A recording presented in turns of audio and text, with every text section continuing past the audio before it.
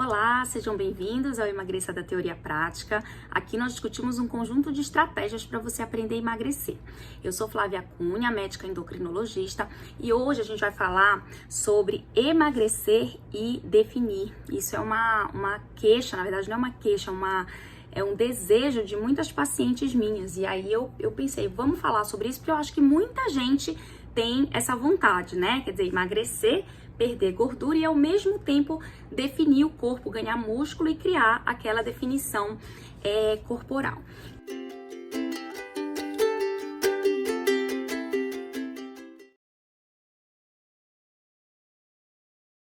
Nesse aspecto, a gente tem que considerar dois pontos para a gente discutir. O primeiro é aquela pessoa que chega com um excesso importante de gordura corporal. Então, ela tem um volume grande de corpo, ela tem muita massa gorda e ela quer emagrecer e definir. Então, se essa pessoa for focar em definir, se ela correr ali para querer ganhar os músculos, o que vai acontecer? Esse músculo até pode crescer, só que ele vai ficar escondido na capa de gordura, né? Quer dizer, ela pode até melhorar um pouco o aspecto da pele, mas no final das contas, ela vai ter que ter um esforço muito grande para esse músculo começar a aparecer, porque a gordura está em excesso e a gordura está escondendo, né? Então, não vai ter o efeito que ela está desejando.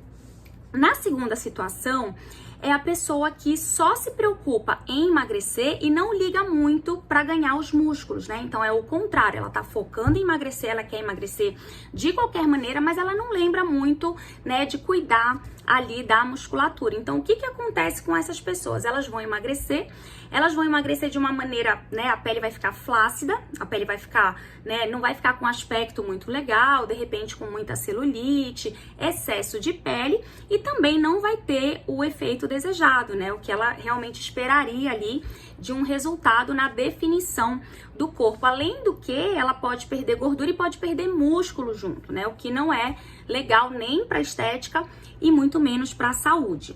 Então, é importante que a gente sempre considere essas duas situações, né? Quer dizer, emagrecer, mas de alguma forma tentar manter ou melhorar a massa magra.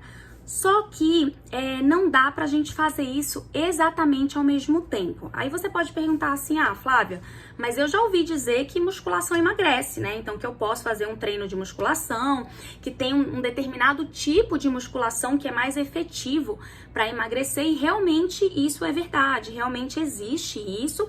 É importante a gente ter esse conhecimento, mas assim, exatamente ao mesmo tempo você não vai conseguir as duas coisas e a gente vai entender nesse vídeo hoje por quê. Então é o seguinte, quando a gente se propõe a ganhar massa magra, para a gente conseguir esse ganho de massa magra, a gente depende de uma estimulação hormonal, né? Então a gente precisa que alguns hormônios do nosso corpo sejam liberados. Um deles é a insulina, então já grava aí, né? Um dos principais que a gente vai comentar aqui. E aí, assim, isso é para ganhar qualquer tipo de massa, tá? Então, tanto massa gorda quanto massa magra, a gente precisa da produção, liberação e ação de alguns hormônios, entre eles a insulina, que é um hormônio anabólico. Já ouviu dizer que a insulina engorda? É verdade, ela engorda mesmo.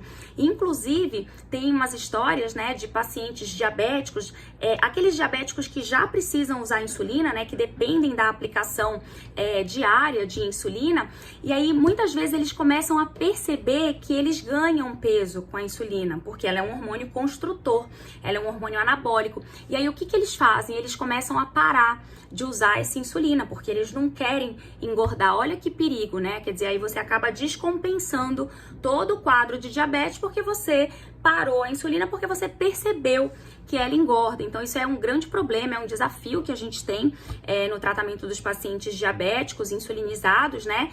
E na verdade o fato é que a insulina engorda mesmo. Muito bem.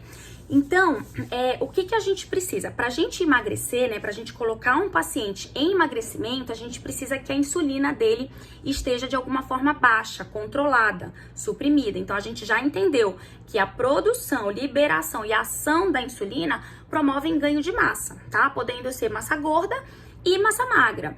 Então, para que a gente tenha um emagrecimento, uma perda de gordura, uma perda de massa, a gente precisa de insulina controlada, tá? Insulina baixinha. Imagina que tem uma escada bem grande e aí você tá exatamente no meio dessa escada e aí você olha pra cima e você olha para baixo, né? Então você pode olhar aqui para cima da escada ou se você virar de costa, você olha para a parte de baixo da escada. E aí eu falo assim para você: "Vamos lá, eu quero que você suba e desça essa escada ao mesmo tempo". Será que você vai conseguir? Não vai conseguir, né? Então você vai ter que decidir ou olhar para cima e subir até o topo ou virar para trás e descer até o início da escada, não é verdade? Então é a mesma coisa, né? Quer dizer, ou eu vou me propor a ganhar massa ou eu vou me propor a perder massa.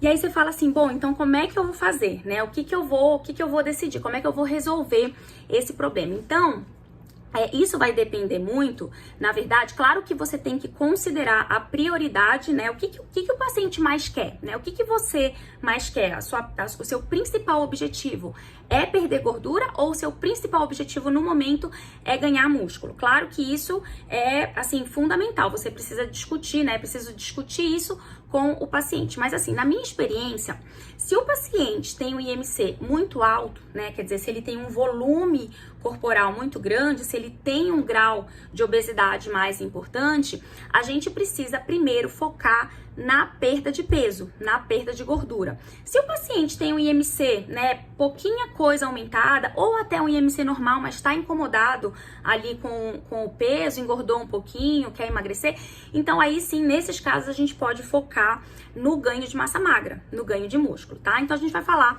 um pouquinho sobre cada uma dessas situações. Bom, na primeira situação, então vamos colocar. Primeira situação, o paciente chegou, ele tem um excesso de peso importante. Primeira coisa, a gente precisa quantificar esse excesso de peso. A gente precisa entender exatamente o que é esse excesso de peso. Então, né, o que a gente faz? Avalia o paciente, mede, né, vê a altura, vê o peso, calcula o IMC, calcula o peso ideal desse paciente, né? Tenta entender com ele o peso que agrada. Às vezes o peso ideal não é exatamente o peso que agrada o paciente, né? O peso ideal, ele é, na verdade, o peso máximo que o paciente deveria ter. Se o paciente está pouquinha coisa acima do peso ideal, geralmente o objetivo dele é ou chegar no peso ideal ou até ficar abaixo do peso ideal, justamente porque o peso ideal é o início do sobrepeso. Então a gente deveria caracterizar o peso ideal como o peso máximo que a pessoa deveria ter. Agora, se o paciente, né, se a pessoa está muito acima do peso ideal, 20 quilos, 30 quilos acima do peso ideal, ela já não consegue enxergar ela chegando no peso ideal, porque ela está muito longe disso, né? Ela já não consegue almejar chegar naquele objetivo de peso ideal. Então, geralmente, o peso que agrada essa pessoa é um peso um pouquinho acima do peso ideal. Então, isso também deve ser considerado numa conversa médica, né? E aí, vamos lá, a gente faz toda essa avaliação, vê o excesso de peso do paciente, né? E aí, se a gente puder, a gente faz um exame de composição corporal. O que é o exame de composição corporal? É um exame que diz pra você como é que tá a massa gorda e como é que tá a massa magra do paciente. Ele vai um pouquinho além só do peso, né? Quer dizer, ele considera um pouquinho mais do que o simples peso. Ele vê aquele peso, como é que ele tá dividido em relação à massa gorda e em relação à massa magra. Existem alguns exames, né, para avaliar a composição corporal. Eu gosto muito da bioimpedância, por ser um exame, né, prático, barato, a gente usa no consultório, já tem o resultado na hora, né? Então é um exame, assim, bastante prático e bastante confiável, tá? Eu uso bastante. Tive muita experiência com bioimpedância na época do meu doutorado, usei, né, nos meus estudos, então é uma coisa que eu gosto muito de usar no consultório. Existem outros exames para avaliar a composição corporal também, tá? E aí, assim, na bioimpedância, ele vai te dizer como é que tá a massa desse paciente. Então, daquele peso X, vamos dizer que ele tenha um peso de 80 quilos, né? Desse peso de 80 quilos, quantos quilos eu tenho de músculo, quantos quilos eu tenho de gordura. E aí, ele vai dar pra gente o percentual de gordura corporal. O percentual de gordura corporal diz pra gente se essa massa de gordura, ela tá em excesso em relação à massa de músculo. Então, é uma avaliação bem interessante, né? E aí, quando a gente tem graus muito avançados de obesidade, quer dizer, obesidade grau 2, obesidade grau 3, até na obesidade grau 1, a gente se surpreende quando a gente faz esse exame, porque a gente observa um aumento de massa magra, um aumento de músculo. Aí você pode falar assim, nossa, mas então o obeso, ele tem muito músculo? Isso é meio contraditório. Mas na verdade não, é isso mesmo. Lembra que eu falei que o hormônio, ele atua tanto na massa gorda quanto na massa magra? Então, quando a pessoa engorda, né, ela começa a ativar esses hormônios, né, em especial a insulina. Então, essa insulina começa a ser produzida numa quantidade até maior do que o normal, e aí ela vai agir tanto na gordura quanto no músculo. Então, ela vai acabar também formando massa magra. E aí, esses indivíduos com obesidade mais importante, eles acabam tendo aumento de massa magra. Claro que existem exceções, né? Existe o que a gente chama de obesidade sarcopênica, que é uma situação em que você tem uma obesidade importante, mas você tem uma massa magra baixa, tá? Então, eu diria que são casos até mais graves e mais difíceis de manejar do que esse perfil de obesidade que a gente espera, né? Em relação à composição corporal. Muito bem. Então, quando a gente faz essa avaliação, então assim, o que esse percentual de gordura ele quer dizer pra gente? Então imagina, vou dar um exemplo assim bem simples para você entender o que é esse percentual de gordura. Imagina um copo, e aí eu tenho ali um copo de água, né? Não tá cheio, tem assim, sei lá, uns dois dedinhos de água. E aí eu coloco óleo nesse copo, né? E aí você sabe que o óleo não mistura com a água, então vai ficar mais ou menos assim, ó, uma coluninha aqui embaixo de água e uma coluna aqui de óleo. Então, vamos dizer, imagina que eles estão exatamente na mesma quantidade, ou seja, o óleo tá igual à água. Vamos imaginar que o óleo, ele é a massa gorda e a água é a massa magra. Então, se eu começo a colocar, por exemplo, mais óleo dentro desse copo, eu tô aumentando a massa gorda e tô mantendo a massa magra. Só que eu aumento a massa gorda em relação à massa magra. Então, é como se ficasse uma coluna bem mais grossa de óleo com a mesma coluninha mais fina de água. Ou seja, eu tô aumentando o percentual de gordura corporal nesse caso, né, de gordura nesse copo. E aí, se eu faço o contrário, se eu coloco muita água e mantenho o óleo ali do jeito que ele tá, então eu tô aumentando a massa magra. Portanto, eu tô fazendo o quê? Tô diminuindo o percentual de gordura corporal. Então, a gente tem que entender esse percentual de gordura corporal como a relação, né, da gordura em relação à massa magra existente, certo? Então, olha só, se o nosso objetivo é diminuir percentual de gordura corporal, eu tenho que fazer o quê? Eu tenho que investir em aumentar músculo, né? Eu tenho que acrescentar músculo para esse paciente. Se o meu objetivo é diminuir esse percentual de gordura corporal e eu não consigo, por exemplo, acrescentar músculos, eu tenho uma outra possibilidade que é o quê? Diminuir gordura, né? Fazer ele perder gordura. Então, eu preciso decidir o que eu vou fazer, né? Quer dizer, ou ele vai olhar para cima da escada, ou ele vai olhar para baixo da escada, tá certo? Bom, então é o seguinte, toda vez que eu perco gordura, necessariamente eu vou ter uma tendência a perder também músculo, né? Então isso é uma coisa da física e é uma coisa triste, né? Porque nos atrapalha bastante nos tratamentos de emagrecimento, mas é uma coisa que acontece e a gente entende porque é justamente a ação hormonal, né? Quer dizer, se eu tô perdendo gordura, o que tá acontecendo no meu organismo? A insulina, ela tá sendo diminuída, ela tá sendo controlada, suprimida, vamos dizer assim, e aí eu acabo tendo também uma diminuição de estímulo para o músculo. Então, com isso, eu acabo perdendo músculo junto com a perda de gordura.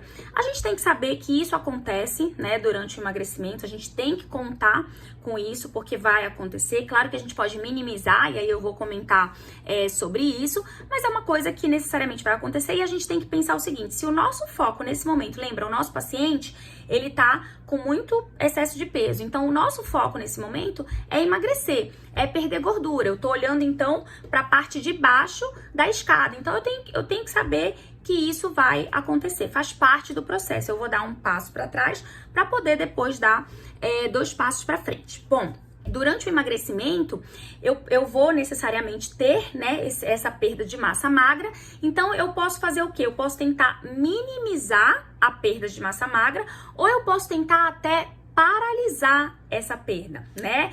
Então, assim, eu tenho que pensar que eu assim, preciso ter alguma estratégia para fazer isso, né? Porque se eu não fizer nada, necessariamente eu vou perder gordura, tá?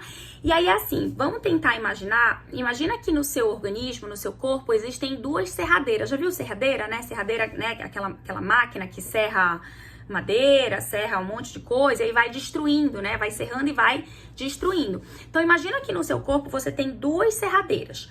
Uma serradeira na massa gorda e uma serradeira na massa magra. Então, durante o processo de emagrecimento, essas duas serradeiras estão ligadas, né? Então, elas estão destruindo massa gorda e massa magra. Claro que a velocidade de destruição da massa gorda acaba sendo maior do que a velocidade de destruição da massa magra, mas você tem alguma destruição. Então, imagina que você tem que criar esforços para você tentar diminuir a velocidade dessa serradeira da massa magra sem mexer na serradeira da massa gorda. Então, você tem que diminuir essa velocidade ou até, quem sabe, conseguir desligar essa serradeira da massa magra. Então, vamos pensar assim, que aí fica mais fácil, porque aí a gente sabe que a gente vai conseguir promover o emagrecimento sem ter tanta repercussão na massa magra, tá certo? Sem perder tanto massa magra. Então, como é que eu posso fazer para tentar diminuir ou paralisar essa serradeira que tá focada para massa magra? Então, primeiro ponto, eu vou tentar comer mais proteína do que eu venho comendo, né? Então, a proteína, ela é nutrição para o músculo, né? Então, de alguma forma, ela vai me ajudar a construir, de alguma forma, músculo. Eu já disse para vocês que é difícil construir e destruir ao mesmo tempo, né? Mas ela vai minimizar a perda muscular, tá? Porque se eu tô meio que repondo a nutrição do músculo, o que que acontece? Essa minha serradeira, ela vai focar para gordura, tá? Agora sim, se eu tô de alguma forma aumentando a proteína na minha rotina alimentar, eu preciso de alguma forma diminuir os demais macronutrientes, gordura e carboidrato. Quer dizer, se eu só pensar em acrescentar, adicionar a proteína sem fazer nenhuma troca, né, sem fazer nenhum ajuste, eu vou acrescentar também caloria. E aí, nesse momento, o que que eu vou fazer? Eu vou desligar a serradeira da gordura. E aí eu vou parar de emagrecer, tá certo? Então eu preciso pensar, né, numa estratégia em que eu mantenha essa serradeira da gordura funcionando e que eu consiga de alguma forma desligar ou até diminuir a velocidade da serradeira do músculo, tá? Então a primeira estratégia é essa. Eu vou aumentar a minha cota proteica, né? Vou aumentar os alimentos ricos em proteína, comer um pouco mais de proteína do que eu venho comendo, só que de alguma forma eu tenho que fazer alguma compensação. Então eu vou compensar diminuindo carboidrato ou diminuindo gordura ou até diminuindo os dois. Isso é um tipo de low carb, né? É uma das estratégias da dieta low carb. Então ela tem vantagem nesse mecanismo aí, né? E a segunda coisa que a gente tem que fazer para tentar controlar essa serradeira da massa magra, do músculo, é estimular o músculo de alguma forma, né? Quer dizer, é provocar um estímulo físico nesse músculo. O clássico é a musculação, né? A gente sabe disso, né? O exercício de musculação é o exercício clássico para você ganhar massa magra, para você fazer o músculo crescer, mas ele não é o único, né? Então, quer dizer, quem odeia aí as academias, quem odeia a musculação, não precisa desanimar, existem outras opções. Então, nesse momento, você vai focar em escolher um exercício que te dê algum prazer e que principalmente você consiga ter alguma consistência, tá? Então, nesse momento, lembra que o seu foco é queimar gordura, né? O seu foco é destruir gordura. Então, não precisa ser o exercício ideal, não precisa ser o exercício top. Quer dizer, você não vai escolher o exercício mais efetivo, você vai escolher o exercício que você consiga manter, né? Quer dizer que você consiga manter uma consistência nessa realização e que de alguma forma te traga, né, alguma sensação boa, algum agrado para que você mantenha essa realização, tá certo? Por quê? Porque o nosso foco aqui é a perda de gordura. A gente tá olhando, olha, a gente tá olhando para baixo, a gente tá olhando pros degraus de baixo da escada, tá certo? Bom, vamos agora para a segunda situação. Então, a segunda situação é a pessoa que não tá tão acima do peso, né? Então, a pessoa chega, ela tem ou um excesso de peso leve, né? Que a gente chama de sobrepeso, então, nos primeiros graus ali de sobrepeso, ou ela até tem o peso normal, mas ela tá incomodada, de repente ela engordou ali 5 quilos e quer perder. E aí ela tá também sentindo que o corpo dela não tá muito legal, tá incomodada e quer definir. Então ela chega exatamente com a mesma queixa, né? Ela chega, eu quero emagrecer um pouco e quero definir o meu corpo, tá? Então, claro, nesse momento você vai fazer, né? Nós vamos fazer a mesma avaliação. Então, né? A gente vai pesar, a gente vai medir, calcular o IMC, ver o peso ideal, ver se tá muito longe do peso ideal ou se já tá dentro do peso ideal e quer realmente só emagrecer mais por uma questão de estética, saúde também, mas porque tá incomodando ou porque houve um ganho de peso recente que não tava, né? Não contava com aquilo. Então, nesse caso, né, a gente faz uma avaliação geral e aí a gente também faz a bioimpedância. Nesse caso, eu diria que é até mais importante fazer a bioimpedância. E aí, quer dizer, qualquer exame de composição corporal no meu consultório eu gosto de fazer bioimpedância. E aí, o que a gente vai observar? Então, a gente até também se surpreende nessas situações, porque muitas vezes você vai fazer uma análise de composição corporal de uma pessoa que tem um peso normal, mas ela tem um percentual de gordura alto, né? Então, ela tem um percentual de gordura corporal elevado mesmo com o peso normal. Então, para isso acontecer, ou ela tem baixa massa magra, quer dizer, músculo baixo e gordura normal, ou ela tem músculo normal e gordura alta. Quer dizer, para que você tenha aumento de percentual de gordura corporal, você tem que ter mais gordura em relação a músculo, tá? Então, ou o músculo tá muito baixo, ou a gordura que tá muito alta, tá certo? E aí, são os chamados falsos magros, né? As pessoas que são falsas magras, na verdade, elas têm um peso adequado, né, ou quase adequado, mas elas têm uma composição corporal ruim, tá certo? E aí, nessas pessoas, a prioridade é você trabalhar o ganho de massa magra, né, o ganho de músculos. Essa é a prioridade, quer dizer, você não vai focar aqui em perda de gordura, você vai focar aqui em ganho de músculo. Se você vai focar em ganho de músculo, você vai olhar para cima da escada, né? O teu foco quer dizer, você vai querer ativar a insulina, só que não é ativar a insulina de qualquer maneira, né? Quer dizer, tem um momento adequado para essa insulina ser ativada.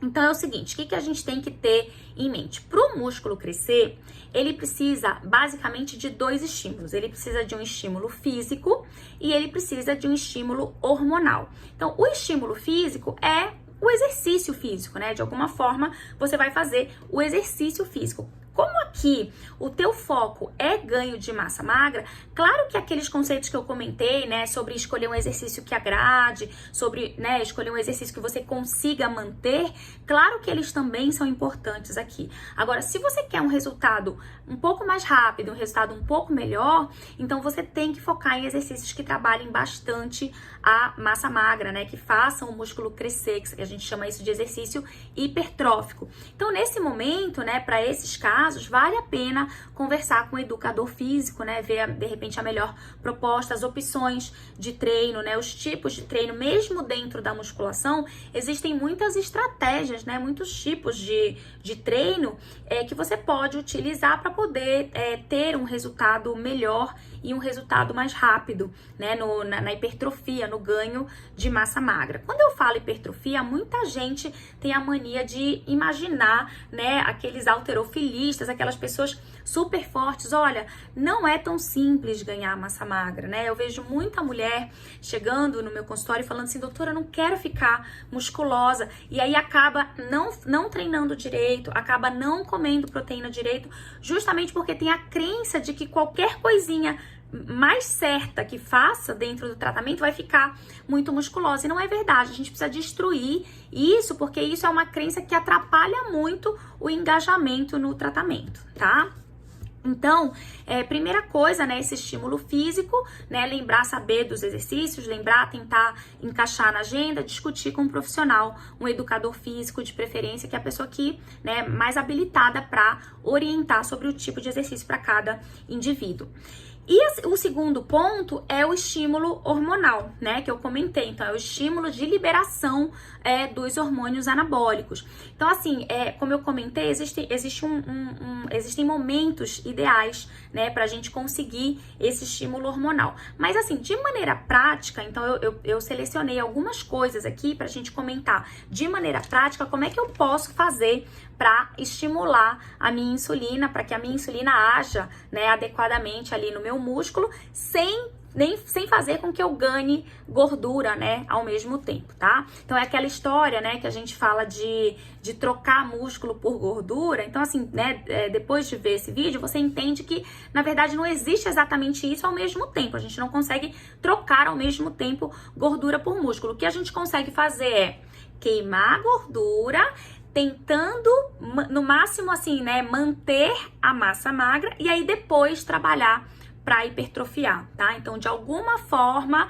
né, um pode compensar o outro. Se você hipertrofiar mais do que você emagrece, você acaba ganhando um pouco de peso, né? E se você emagrecer mais do que você consegue hipertrofiar, você acaba perdendo um pouco de peso. Então, é a história de você focar ou para cima ou para baixo, tá certo? Então, eu selecionei aqui algumas dicas práticas e rápidas, né, para que a gente comece, para que a gente se organize para poder conseguir ganhar essa massa magra, né, de forma prática, de forma fácil. Lembrando que não é fácil, o processo não é fácil, mas são coisinhas pro dia a dia para a gente focar pro ganho de massa magra. Então, primeira coisa, pesquise todas as fontes de proteína que existem, tá? Então, quando a gente fala de proteína, a gente só lembra carne, frango, peixe e ovo, leite, né? Às vezes, ou derivados do leite. Mas assim, carne, quais são todos os tipos de carne que existem?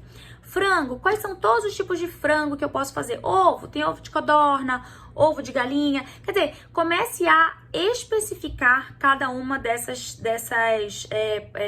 alimentos para que você tenha variedade, tá? Então, você tem que lembrar, né, da variedade. Por que a proteína? Porque a proteína, ela estimula a liberação de insulina, né? Quando ela está numa quantidade ideal, tá? Se você come pouca proteína, ela vai só manter, né? Se você precisa hipertrofiar, você precisa calcular para comer um pouco mais de proteína, tá? Justamente porque ela vai ter essa ação, esse estímulo hormonal que vai agir sobre a massa magra, tá certo? Então, primeira coisa, pesquisar as fontes que existem de proteína.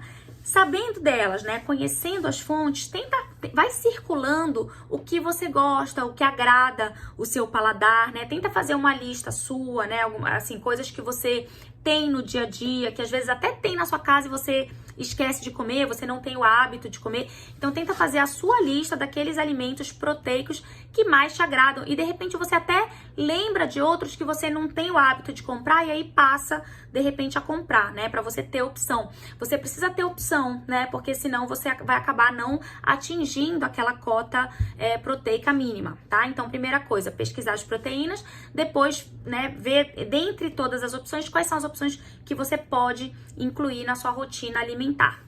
E aí, você tem que tentar ter proteína em todas as refeições, tá? Então, se você faz só café, almoço e jantar, você tem que ter opção de proteína no café, opção de proteína no almoço e opção de proteína no jantar. Se você faz 5 refeições por dia, café, lanche, almoço, lanche, jantar, você tem que ter, idealmente, proteína em todas as refeições para que você consiga atingir essa cota mínima de proteína. Aí, muitos vão me perguntar qual é a cota mínima. Depende, né? Aí é uma avaliação mais individual. Pode variar de 1 grama até 2 gramas de proteína, tá? Então, 1 grama, 1,3, 1,5, 1,8. gramas por quilo de peso, tá? Então é um cálculozinho que se faz e aí a gente vai tentando chegar nisso, tá certo? Lembrando que você precisa ter esse mínimo necessário para você conseguir a hipertrofia, tá? Então, fez a sua lista, tenta, né, comprar, tenta se organizar para comprar e incluir em todas as refeições. Se você quiser, se você desejar se aprofundar, minha dica, aprenda a contar proteína. Então, o que é contar proteína, Flávia? Já ouvi falar de contagem de carboidrato, mas contagem de proteína nunca ouvi falar. Vou dar um exemplo prático. Um ovo de galinha tem em torno de 6 a 7 gramas de proteína, tá certo? Então, um ovo de galinha, 6 ou 7 gramas de proteína. Quando a gente fala gramas de proteína, é a composição de proteína. Não tô dizendo que é aquilo que a gente pesa na balança, tá? Vou dar um outro exemplo. Se eu tenho 100 gramas de carne, aí sim, 100 gramas de carne pesada na balança, eu vou ter de 25 a 30 gramas de proteína. Olha só como é muito mais que o ovo, né? Por isso que as pessoas comem vários ovos aí para tentar chegar no mínimo de proteína aí que teria, né, um peito de frango, um filé bovino. Então, quer dizer, é importante a gente ter pelo menos uma noção, né, da contagem de proteínas de cada alimento. Primeiro, o que tem proteína, o que não tem, e quando tem, o quanto de proteína ela tem, né, esse alimento tem. É importante ter essa noção, né, se você tem interesse nessa área, eu sugiro que você aprenda um pouco sobre isso, porque fica muito mais fácil para você conseguir introduzir isso na sua rotina. Claro que, né, idealmente, você precisa de uma nutricionista montando um cardápio para você, mas se é uma coisa que você já quer ir começando a melhorar a sua alimentação, é importante ter essa noção, né? E aí, né, a última coisinha que eu queria comentar é sobre a janela de oportunidade para comer essa proteína. Então é o seguinte, se você tá, né, fazendo o seu treino, vamos imaginar que você treine de 5 às 6 da tarde, tá? Então das 17 às 18 horas.